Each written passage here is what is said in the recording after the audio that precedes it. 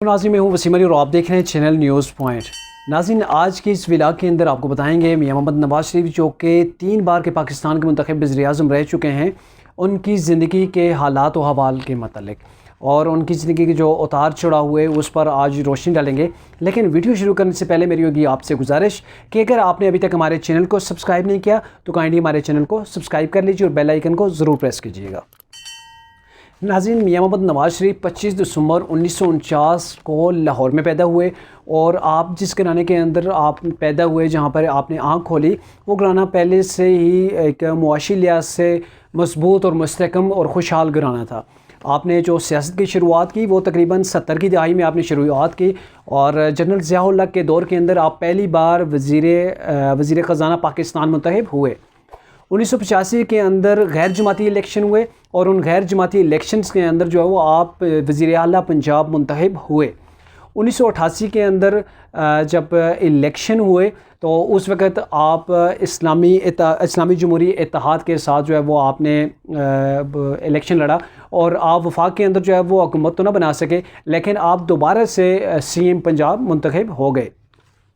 1990 के अंदर जब पीपल्स पार्टी की हुकूमत को गिराया गया तब आपने IJI को लीड किया और ज़बरदस्त अंदाज में आपने जो है वो पार्टी को आगे बढ़ाया और कैंपेन अपनी को रन किया और जिसके नतीजा ये निकला कि आप पाकिस्तान के पहली बार जो है वो वज़ीर-ए-आज़म पाकिस्तान मुंतखब हो गए। आपकी हुकूमत को अभी 3 साल ही हुए थे कि आपके अपने ही पार्टी के सदर के साथ, आपके अपने सदर के साथ इख्तलाफात हो गए, जिसकी बिना पर उन्होंने आपकी हुकूमत जो है वो सदर गुलाम इसहाक़ साहब ने जो है वो हुकूमत जो है वो डिसमिस कर दी और जब उन्होंने हुकूमत को ख़त्म कर दिया तो फिर आपने सुप्रीम कोर्ट से रुजू किया और सुप्रीम कोर्ट में उस वक़्त जो चीफ़ जस्टिस से नसीम हसन शाह साहब थे, उन्होंने दोबारा से आपकी हुकूमत को बहाल किया। 1997 के जो इलेक्शन थे, 1997 के इलेक्शन में आपकी पार्टी ने, मतलब मियां मोहम्मद नवाज शरीफ साहब की पार्टी ने ज़बरदस्त अंदाज में जो है वो वोट हासिल किए और आपने 3/4 अक्सरियत के साथ जो है वो आपने हुकूमत बनाई और आप पाकिस्तान के दूसरी बार वज़ीर-ए-आज़म मुंतखब हो गए। 1998 में आपका सबसे बड़ा कारनामा है कि 1998 में आपने पाकिस्तान को एटमी क़ुव्वत बनाया। भारत के एटमी धमाकों के जवाब में आपने पाकिस्तान के सूबा बलूचिस्तान के अंदर ज़िला चागी के मकाम पर आपने पह दर पह 5 एटमी धमाके करवाकर भारत को मुँह तोड़ उसका जवाब दिया और पाकिस्तान को नाकाबिले तस्खीर बना दिया। 1998 में आपने धमाके किए, लेकिन 1999 के अंदर ही आर्मी, उस वक्त के आर्मी चीफ थे जनरल परवेज़ मुशर्रफ, उन्होंने आपकी हुकूमत का तख्ता उलट दिया और यूँ आपकी दूसरी हुकूमत भी अनकम्प्लीट ही रही। और 12 अक्टूबर 1999 को 111 जो है वो ब्रिगेड, उसने टेलीविज़न पाकिस्तान जो है वह उस पर कब्ज़ा कर लिया था और मियां मोहम्मद नवाज शरीफ के ख़िलाफ़ जो है वो मुशर्रफ ने केसेस बनाकर मियां मोहम्मद नवाज शरीफ, शहबाज शरीफ को जेल जो है वो भेज दिया। बाद में कहा तो ये जाता है कि मुशर्रफ और मियां मोहम्मद नवाज शरीफ के दरमियान जो एक सऊदी अरब के ज़रिए एक डील हुई, जिसके तहत जो है मियां मोहम्मद नवाज शरीफ को मुल्क बदर किया गया और मियां मोहम्मद नवाज शरीफ ने अपनी जलावतनी जो है वो सऊदी अरेबिया के अंदर काटी और आप सऊदी अरेबिया के अंदर ही थे। तो पीछे जब 2002 के इलेक्शन हुए तो उस वक़्त कुलसूम नवाज़ और मरीम नवाज़ ने पार्टी को लीड किया और पार्टी को मुतहर्रिक रखा, लेकिन 2002 के जो इलेक्शन थे उसमें मुस्लिम लीग नून जो है वो खातिर ख्वाह कोई कामयाबी हासिल न कर सकी। 2006 में मियां मोहम्मद नवाज शरीफ अपनी रवायती अरीफ बेनज़ीर भुट्टो के साथ इनकी लंदन में मुलाकात हुई। वहाँ पर इन्होंने मीसाक़ जमहूरियत पे का मुआहिदा जो था उस पर सिग्नेचर किए और बाद में आपके दरमियान ये तय हुआ, आपने किया कि जनरल मुशर्रफ से जो है वो हर सूरत हम छुटकारा हासिल करेंगे।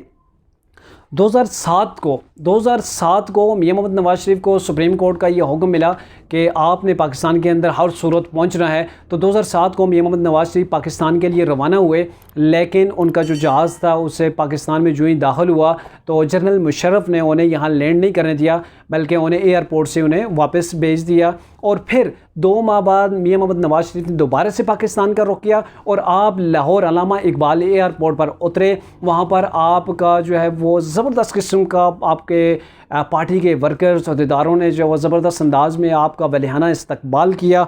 और 2008 के इलेक्शन नहीं अर्जी थे तो उसी वक्त आपने मुख्तलिफ़ पार्टी के रहनुमाओं से, मुख्तलिफ़ पार्टी के जो मुख्तलिफ़ पार्टियाँ थी उनसे जो है वो राब्ते शुरू किए। आप ये चाह रहे थे कि 2008 के जो इलेक्शन है उनका किसी तरीके से बाइकाट कर दिया जाए। बेनज़ीर भुट्टो उसी दौरान 2008 फरवरी 2008 को उनका बदकिस्मती से लियाकत बाग के अंदर एक ख़ुदकश धमाके के अंदर जो है वो उन्हें शहीद कर दिया गया। और मियां मोहम्मद नवाज शरीफ वो पहले लीडर थे, किसी पार्टी के हेड थे जो फ़ौरन सबसे पहले जो है वो हॉस्पिटल के अंदर जो है वहाँ पे पहुँचे।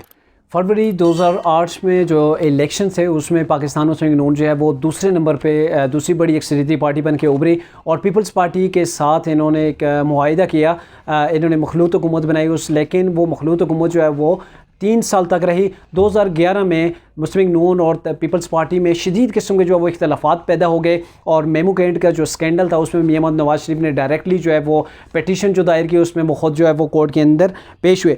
2013 का जो इसके बाद इलेक्शन हुआ, 2013 के इलेक्शन में मुस्लिम नून ने फिर से कम बैक किया और दोबारा से एक बार फिर मियां मोहम्मद नवाज शरीफ पाकिस्तान के तीसरी बार वज़ीर-ए-आज़म मुंतखब हो गए। 2014 में अब आपके हरीफ बदल चुके थे। पहले बेनज़ीर भुट्टो जो है वो आपकी रवायती हरीफ रही, लेकिन 2014 में आपको एक नई शख्सियत जो है उसके सामना करना पड़ा, वो थे इमरान खान। इमरान खान 2014 में उन्होंने आप पर धांधली का इल्ज़ामात लगाए। उन्होंने 4 या 5 हल्कों के मतलब कहा कि वहाँ धांधली हुई है, तो इस इशू के हवाले से उन्होंने 2014 में धरना दिया और उनका धरना इतना तवील था, तकरीबन 126 दिन इस्लामाबाद डीजो के अंदर वो धरना रहा। और 2016 में मियां मोहम्मद नवाज शरीफ की हुकूमत का एक सबसे बड़ा प्रोजेक्ट था वो सी पैक था, जिसे जो है वो एक मुआशी तौर पर एक बहुत बड़ा इनकलाब जिससे बर्पा होना था, वो मियां मोहम्मद नवाज शरीफ की कोशिशों से पाकिस्तान के अंदर शुरू हुआ। ये सी पैक की जो रदारी है उस पर काम शुरू हो गया। ये मियां मोहम्मद नवाज शरीफ का दूसरा बड़ा कारनामों में से एक कारनामा है। और 2016 ही था जो मुस्लिम नून के लिए या नवाज शरीफ के लिए ज़वाल जहाँ से शुरू हुआ। 2016 के अंदर ही मार्च 2016 के अंदर ही पनामा पेपर्स का पेंडोरा बॉक्स खुला और उसमें पाकिस्तान मुस्लिम नून के जो सदर थे मियां मोहम्मद नवाज शरीफ और उनके साथ जो थे उनके फैमिली मेम्बरान्स थे, उनके कुछ नाम पनामा पेपर्स के अंदर आ गए। तो मियां मोहम्मद नवाज शरीफ के बेटों ने मुख्तलिफ टीवी चैनल्स के ऊपर अपनी सफाई के तौर पर अपने वो इंटरव्यूज़ दिए। मियां मोहम्मद नवाज शरीफ ने खुद डायरेक्टली पार्लियामान से खिताब किया और उसके बाद आपने पाकिस्तान टीवी के ऊपर आके कौम से भी खिताब किया। लेकिन ये इल्ज़ामात जो जैसे जैसे बढ़ते गए तो फिर सुप्रीम कोर्ट ने इस पे जो है वो नवंबर 2016 के अंदर एक्शन लिया और उन्होंने तमाम इल्ज़ामात की जो है वो तहकीकात का हुक्म दे दिया। और इसी दौरान मुस्लिम नून की 2016 के अंदर ही फ़ौज के साथ भी अनबन हो गई, काफ़ी आपके दरमियान कशीदगी हो गई और वो वजह थी डॉन लीक्स की वजह से परवेज़ रशीद ने भी जो है वजारत से हाथ उनके धोना पड़ गया और यूँ पाकिस्तान मुस्लिम नून के लिए मज़ीद दुश्वारियाँ जो है वो जन्म उन्होंने लिया।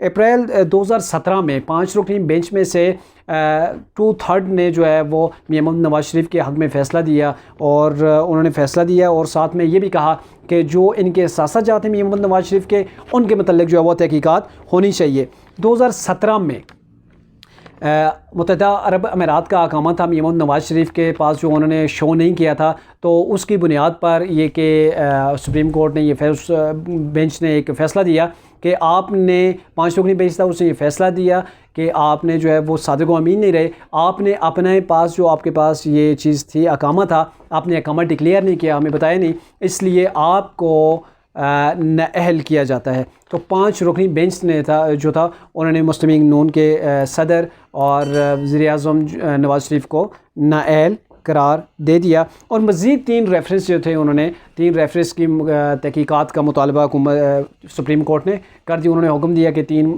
जो रेफरेंस है उनके मतलब जो है वो तहकीकात होनी चाहिए। इसी दौरान देखिए जब मुसीबतें आती हैं तो पै दर पे आती हैं। कुलसूम नवाज़ साहिबा बीमार होंगी, उन्हें कैंसर था, उन्हें लंदन के अंदर एडमिट करना पड़ा। वो लंदन के अंदर उनका मुआलजा जो है वो जारी रहा। इधर नवाज शरीफ साहब एहतसाब अदालत में भी जाते और उन्होंने वोट को इज़्ज़त दो का नारा उस वक्त पेश किया और मुल्क गिर जो है वो रैलियों का एहतमाम आपने किया। और एक तरफ आप एहतसाब अदालत में जाते, कोर्ट से वापस आते, और दूसरी तरफ आप जो है वो मुल्क गिर जो है वो रैलियों का आपने एक सिलसिला शुरू कर दिया। और आपके लिए ये प्रॉब्लम्स ये थी कि जब आपने ये शुरू किया तो उसके साथ साथ ही जुलाई 2018 में जुलाई 2018 में जज मोहम्मद बशीर जो था उन्होंने नवाज़ शरीफ को करप्शन के इल्ज़ामात में 10 साल कैद बामुशक्क़त और 8 मिलियन पाउंड जो है वो उन पर जुर्माना भी आयद कर दिया। और जो ये पार्ट 1 था इस वीडियो का, और जो पार्ट 2 होगा इंशाल्लाह बहुत जल्द आपके सामने लाएंगे। ये था पार्ट 1 जो कि 2018 तक था, जब उनके ख़िलाफ़ जो है वो करप्शन के केसेस में मुस्लिम लीग नून के जो हेड थे मियां मोहम्मद नवाज़ शरीफ, उन पर 10 साल कैद बामुशक्क़त और 8 मिलियन जो था पाउंड उन पर जुर्माना भी किया। यहाँ तक पहला पार्ट था। इंशाल्लाह नेक्स्ट दूसरा पार्ट आपकी खिदमत में लाएंगे। इजाज़त दीजिए। अल्लाह।